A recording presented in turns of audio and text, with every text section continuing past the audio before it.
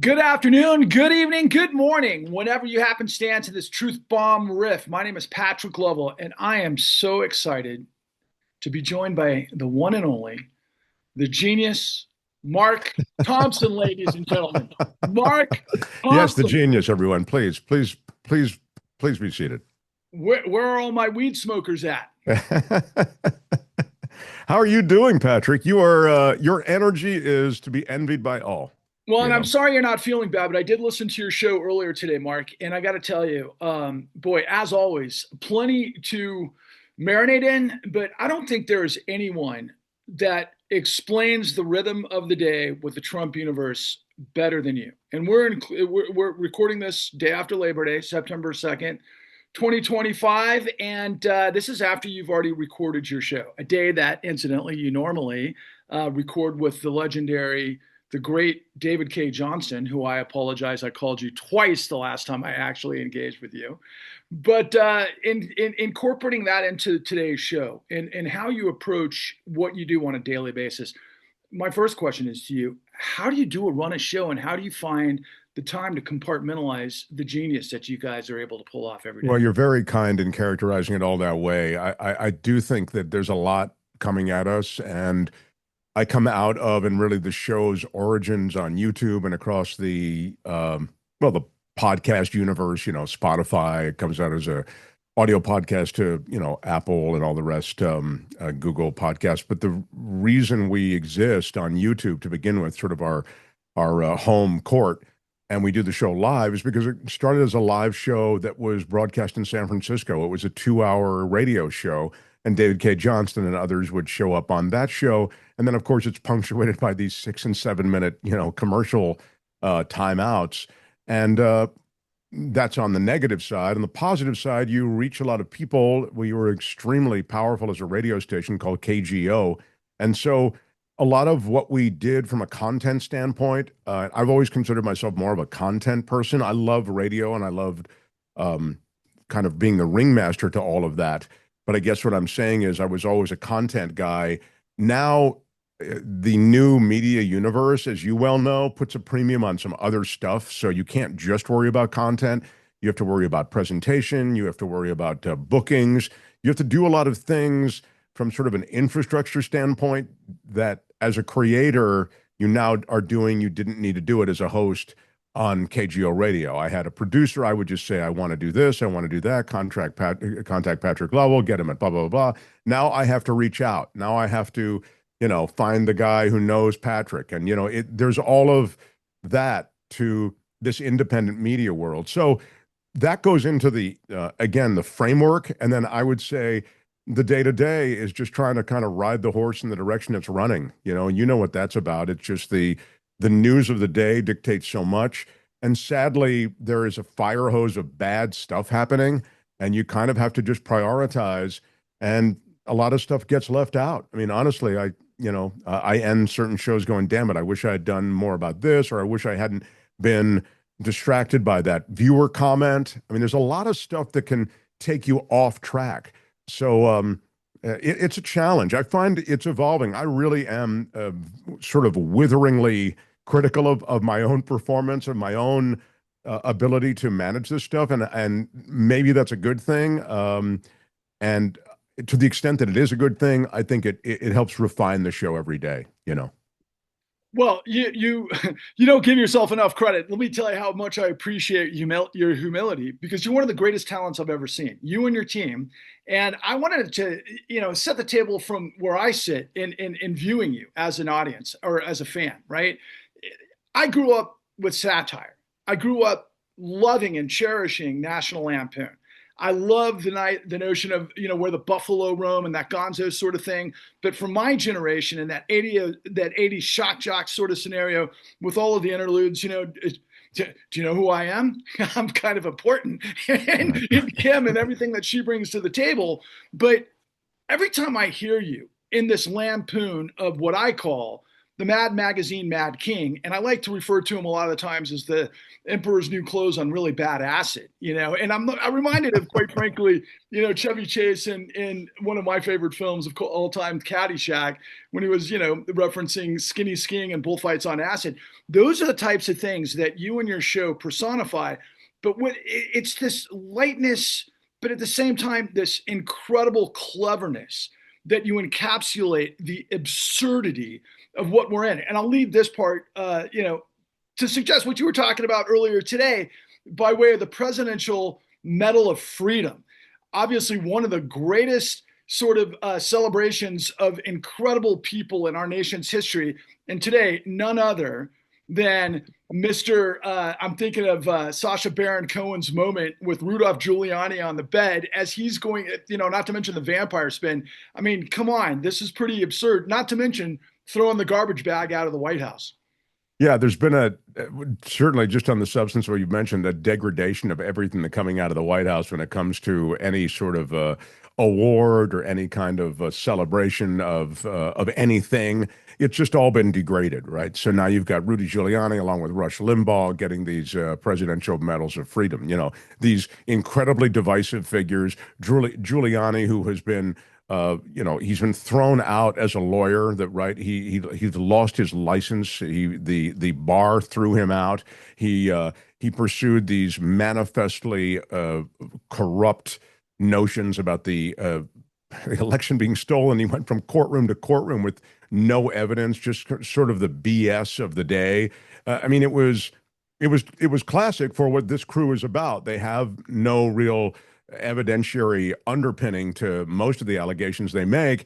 And so you end up with just various flim-flam artists like Giuliani out there in front of it. So anyway, my point is, this guy, Rudy Giuliani, who's been dining out as America's mayor since 9/11, he gets into, the orbit of Trump, and then he's ready to carry the water, and he's, carrying it in the ugliest ways. I mean, going after those Georgia election workers, that was, to me, whatever cellular remnant of redemption might be associated with Rudy Giuliani was gone for me. He ruined those women's lives, and he wasn't stopping there. He was just picking up momentum. So the fact that that guy could get the Presidential Medal of Freedom, or whatever they call it, isn't that what it's called?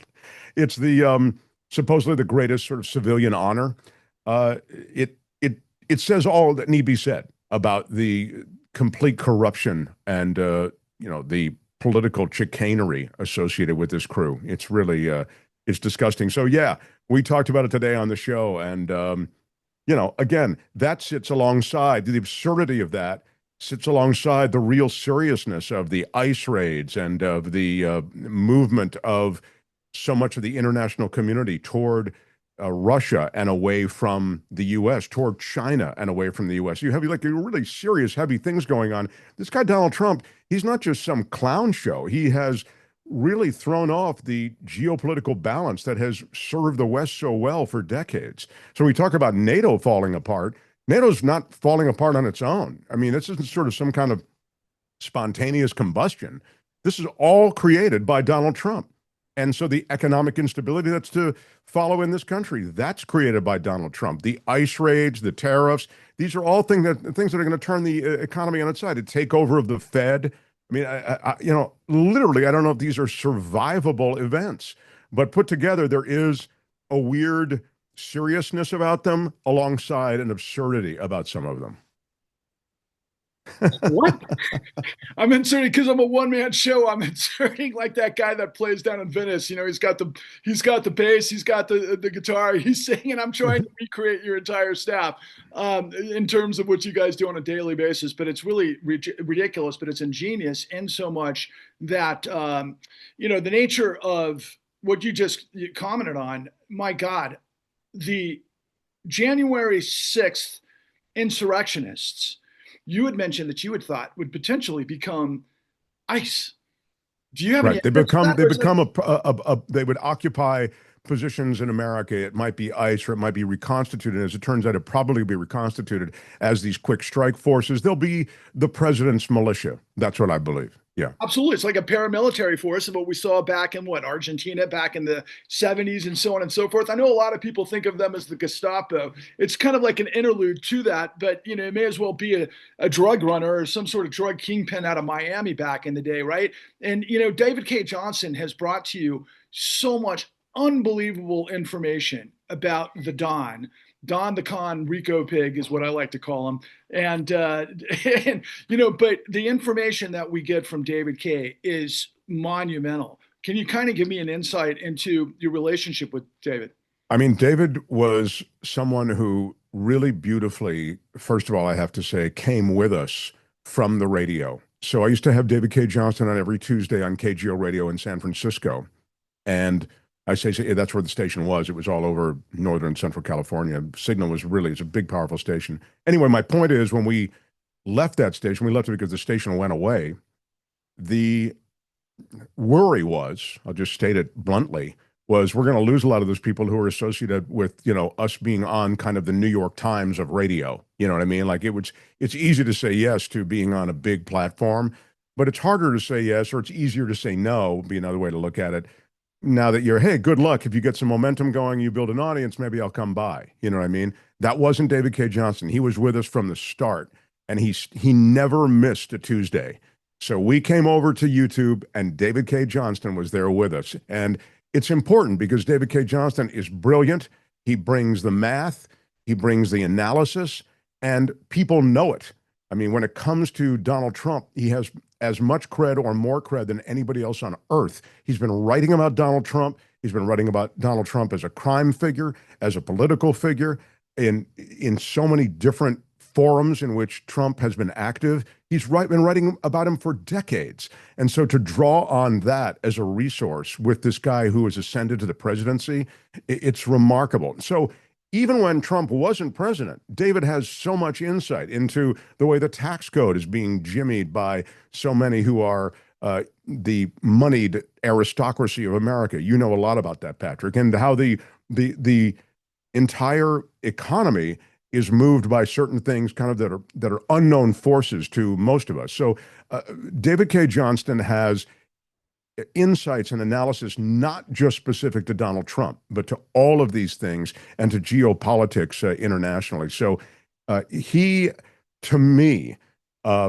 is magical. And he's magical for what he's done for my show. So in that way, he's served so many different goals, to build a show, to build an audience, and also to provide a real service. Well, I'm so grateful to you because that's where I discovered David K. Now, incidentally, I happen to work with a lot of people that he happened to be close with on a professional basis, but it wasn't until I started tapping into the Tuesday show and learning about the goings on that I started going, wait a second. And I thought about putting myself in your shoes. And I feel like this since I've gotten to know David K. And he's been so generous with his professionalism, so courteous with his time, because he's got to get the information out there. But what he's been telling us about Trump, he's literally been telling the world for decades. And here we are. What's your composite reaction about how difficult it is to get the information out in this incredibly crowded overwhelming network of well, we've both grown up in this world where the information, you could decide whether or not you felt it was legitimate. You could decide whether or not you felt there was more to the story. Typically there's always more to the story, right? But there wasn't there just weren't the number of different outlets providing information with a certain patina anyway of credibility. I mean, there's no way to distinguish based on sort of superficial evaluation whether something is legit or not. And that makes it a lot harder. So when you talk about getting it out there, you have to hope that people spontaneously come upon this information, that it's shared.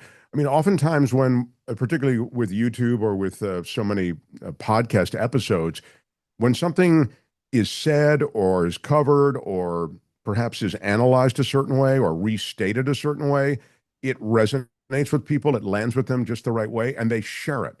And that's really the way sometimes that stuff gets into the public consciousness.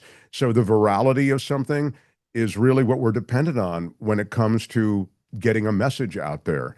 And I don't know, it's when you're sort of fact-based, and admittedly, I'm fact-based, but I also made some conclusions about Donald Trump and the incompetence that uh, inhabit his administration, the malevolence with which many of his policies are being imposed and carried out. So, to be fair, I'm not just coming to the movie having never seen, the prequels.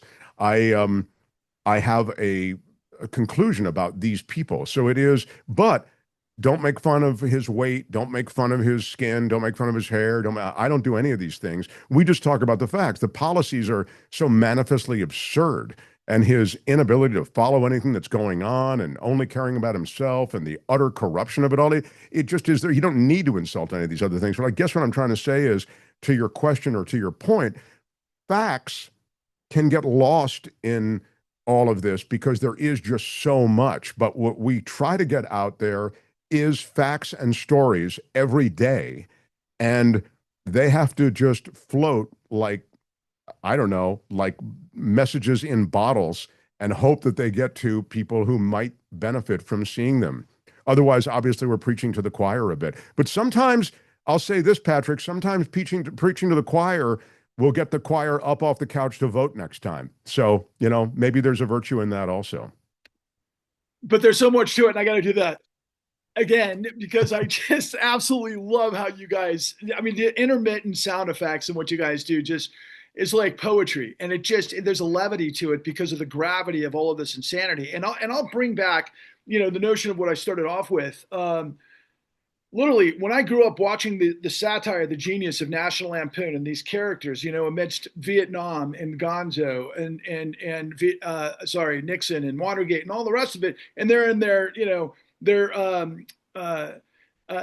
robes at the pool, in the Hollywood Hills with all the beautiful ladies, man. It's like they had this poignant, incredible outlook on the whole thing. You know what I mean? And it seems like I feel, and I say this with the utmost respect and appreciation, you capture that for me. And I hope that millions of people will find their way to you if they're not already are. I'm just curious, like, what do you guys have on a kind of a daily listening So audience? we do 1 to 3 million views a month, and that's about the only stat that I have. I mean, because apart from that, it's subscribers. We have 134,000 subscribers, and then days vary. Some days you have a lot, some days you have fewer. It's interesting, and I'm still learning. And honestly, this is what I was kind of talking about earlier in our conversation. The stuff that I don't really care about, but I critically need to know about, which is like optimization of audience and all this other stuff. I just don't. I'm busy reading materials about what's happening today and about these are serious policies. I'm trying to read somebody's book, somebody's podcast. I'm trying to listen to whatever. Do I have to really worry about search engine optimization? It's just not the way I'm oriented. So, but in answer to your question, it's somewhere between 1 and 3 million a month. And I say somewhere between because we'll do, there's a real variation. It's really wild.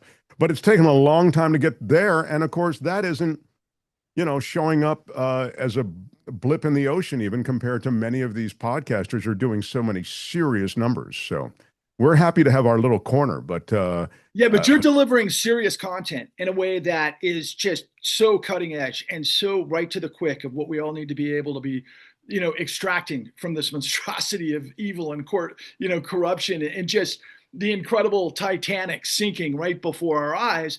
And I just wanted to mention in closing here, your background seemed to me, and I don't have it completely correct, so I apologize. Again, I don't have a research staff behind me. It's just me doing a million things and trying to ascertain the information I think is relevant. But I believe you came out of the Washington, D.C. area growing up. I know that you spent a lot of time in the Bay Area. You wound up in L.A., obviously, incredible voice. I'm sure you've done some of the most prolific voiceover work I can imagine. I know you've appeared, you said earlier today, I didn't know you were in Air Force Force One. That's One, right. right? Yeah. Air Force One. And I love what Kim was talking about. She didn't even know what was Starship Troopers, which is a great film. But you've been in the circus of whether it's the seat of power for the federal government, obviously Silicon Valley and Hollywood. And that's just an incredible array of being in the zeitgeist. I'm sorry, of decision makers and big time stuff. How do you bring that sort of wisdom and your experience to your daily? Well, as usual, you characterize it so generously, but it's just life led. And yeah, I was in all those places, and I think you bring a life experience the way you do. I mean, you deal not to, quickly, you know, Hollywood return the compliment to you, but I think it's illustrative in this instance because you actually are involved in your documentary work with dealing oftentimes with an ocean of information, and sometimes you have to, you know, leave certain things out or combine certain things to tell a story because you just if you try to pack it all in 10 pounds into a 5 pound bag, it'll be unwatchable. So I would say that what I've done is what we've all done, which is lived life in all these places. We all have aspirations and goals. I've satisfied many of those. I've left many on the table that I never really satisfied. But along the way, I've experienced things. Growing up in Washington, D.C. doesn't hurt when you're talking about things that come out of Washington. I know the D.C. area well. I know how that's changed. I know how all the money has flown in through lobbying, through defense contractors, et cetera. But then you get to the show business stuff, and that is the fun. That's oftentimes just the mirthful kind of story that you can tell along the way, and it takes the edge off whatever heaviness there might be. So we throw some of that in. And I think what you're talking about when you talk about the drops and you talk about just the stuff that we throw in along the way, it's to remind people that we're not taking ourselves too seriously. And I always feel like those moments are really important. So we kind of have those peppered throughout the show. And as I say, you're so wonderful to speak of it speak of the show the way you have. It's really quite generous because it's something we work really hard on. So thank you. Where all my pot smokers at? Listen, ladies and gentlemen, all the best. Please tune in every single day. And if you don't get it, watch it online later on YouTube at the Mark Thompson Show. I'll have a description link down below. And all the best to you and your wonderful staff. And please keep up the wonderful work. You turn my frown upside down every Thanks, pal. You're very, very kind as usual. And you similarly have great people through your show. We've booked some of them off of your show, as a matter of fact. So thanks to you as well. All the Thank best. you. Thank you for letting me hang out with you. Power to the people, my man. Power to the people, sir. So long.